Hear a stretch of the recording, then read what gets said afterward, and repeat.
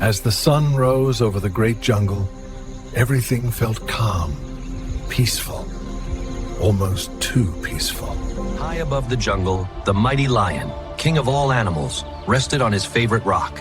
He watched the canopy, the river, and the endless sky, his mane catching the sun like Something didn't feel right. The jungle was noisy, and nobody seemed afraid anymore. The lion growled softly. Today, he would remind everyone why he was king. He practiced quietly first. But the sound wasn't scary enough. Far away by the river, the gentle elephant enjoyed a peaceful morning bath.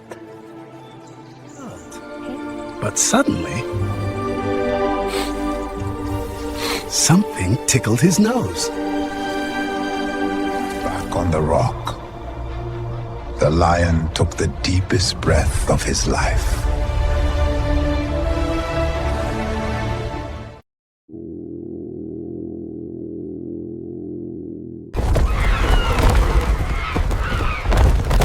The jungle shook, like thunder had struck the earth. The lion froze.